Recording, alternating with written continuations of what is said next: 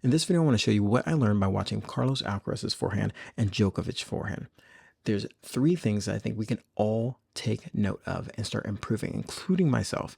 And I'm not a huge fan of copying the exact protocols that the pros use because their way of swinging is determined by their body mechanics, how flexible they are, and it's very personal to them. But there are some fundamental things that we can always take and use, and this is for everybody. So let's get started. So the very first thing is I want to preference this. I'm not going to go into every detail.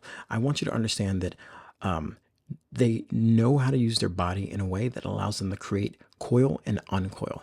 And if you want to know more about that, check the video in the card. Now, the very first thing I want to talk about actually is the swing path. So when we look at the swing path, I want to have Djokovic right here, and I'm going to mark this where his racket is here. You can see the ball, and you can see how he's coming up on the ball. So I'm going to stop this right about there. So you see this slope on the swing path. And then when we look at Alcaraz, we're going to do the exact same thing here. I'm going to start him off right there. And I'm going to scoot him over. You can really see how his swing path is much more directional than Djokovic. And because of this, there are two different things that I think in conjunction with the grip can add to having more power or consistency. Djokovic's swing path is more on a upward trajectory, which means he's going to create a little bit more topspin versus Alcaraz, who's on a more straight trajectory, which is going to create more penetration. Now, coupled with their grip, meaning a semi-Western grip is better at creating a little bit more spin than an Eastern grip, but an Eastern grip is better at creating penetration. Now, what are the pros and the cons of this, and how can this help us?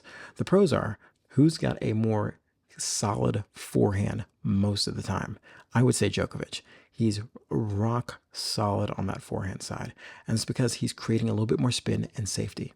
Who is more explosive on their forehand? Carlos Alcaraz, by far. The guy has a cannon on his arm. And so the thing we have to understand is this.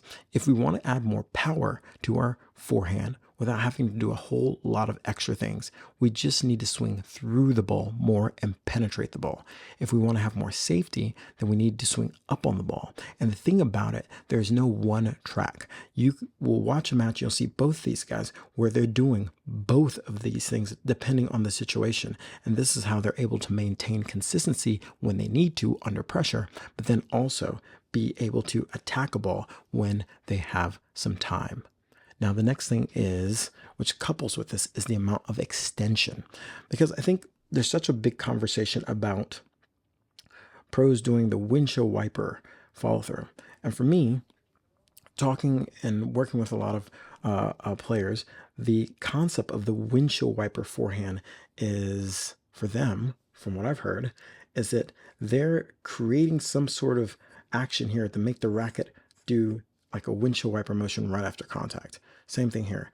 Pros are hitting the ball and instantly the racket's coming over like this. But let's take a closer look at this. When you watch Alcaraz right here, I'm going to put a little knot right there. And I'm going to go frame by frame if possible. And you can see, yes, the racket is slightly curving over, but his arm is extending through the ball.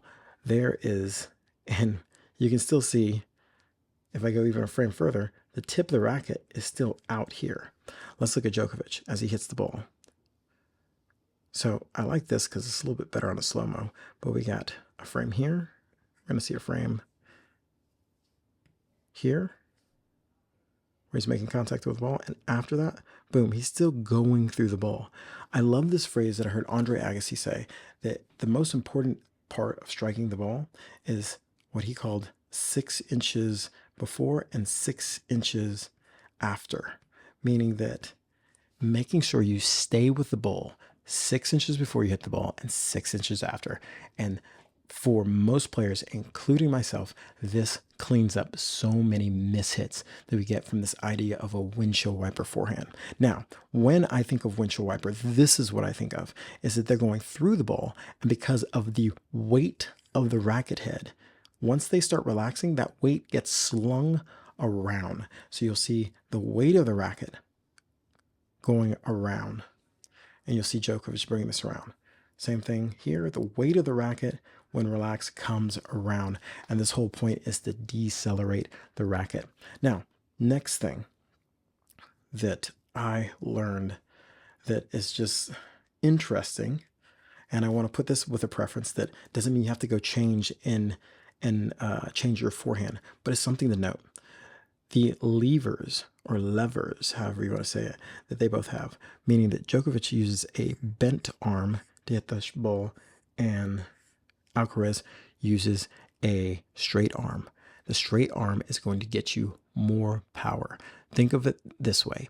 If you have a full-size 27-inch racket and you go out and hit with a 23-inch racket, which one's going to have more power? Obviously, the longer racket.